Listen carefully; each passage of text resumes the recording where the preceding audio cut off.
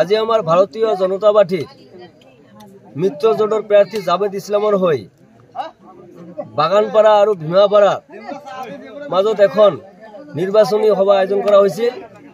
আৰু এই নিৰ্বাচনী সভাত 200ৰো অধিক মানুহ উপস্থিত আছিল। আমাৰ বদৰুদ্দিন আজমল সাহেব এমপি আছিল 15 বছৰ। আৰু এই 15 বছৰে যে একো কাম কৰা নাই সিহঁতক বুঝাই দেওয়াৰ পিছত সিহঁতে বুঝি পাইছে।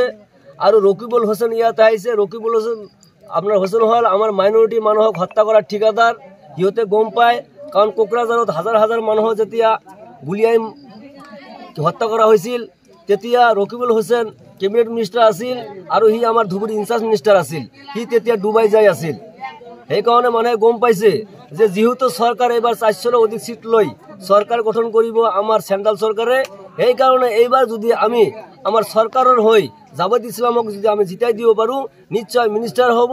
আৰু মিনিষ্টাৰ হওয়াৰ লগে লগে আমাৰ ইয়াৰ ৰাস্তা ঘাট ৰেল লাইন আপনাৰ হসপিটাল আপনাৰ ইউনিভাৰ্সিটি ডাঙৰ ডাঙৰ ফ্যাক্টৰি হব।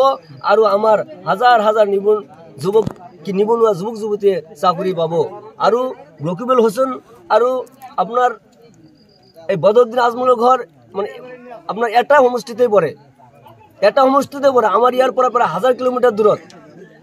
আমার মানুহে মানে কেনেকৈ তাক যে লগ ধরিব এই কথা গোটেইবিলাক কথা বুঝি পাই সিহঁতে গম পাইছে যে না আমি এইবার আমার চালানি মাছৰ খাওয়া নাই, আমি বদৰুদ্দিন আজমলকো ভোট নিদিওঁ। কাৰণ বদৰুদ্দিন আজমল আমাক 15টা বছৰ আমাক মানে একো দিয়া নাই। আৰু কংগ্ৰেস তো আমাক 70 বছৰ লুটি খাইছে। আৰু এই ৰকিবুল হোসেন যেহেতু আমাৰ মুসলমান মানুহক হত্যা কৰা সময়ত আমালোকক কোনো মানে সঁহাৰি দিয়া নাই। আৰু এই ৰকিবুল হোসেন থকা সময়ত 100 গৰক হত্যা কৰা হৈছিল, সেইটো মানুহে জানে। সেইকাৰণে এইবাৰ আমাৰ জাভেদ ইছলামক হাতী ছবিত ভোট দি জয়যুক্ত কৰিব বুলি প্ৰতিজ্ঞাবদ্ধ হৈছে। ভীমাপাড়া বাগানপাড়াৰ মানুহে আমাক 100% সঁহাৰি জানাইছে যে আমি এইবাৰ কারো কথা নুশুনো, আমি হুজুরের পানি ভরা না খাও, আমি খেজুরও না খাও, কংগ্রেসের আপনার ধোকাবাজির কথাও নুশুনো, কারো কথা নুশুনো। আমি এইবার আমার বিজেপি সরকারের যে মিত্রজোটের প্রার্থী জাভেদ ইছলামক আমি হাতির ছবিত ভোট দি জয়যুক্ত করিম বলে কইছি।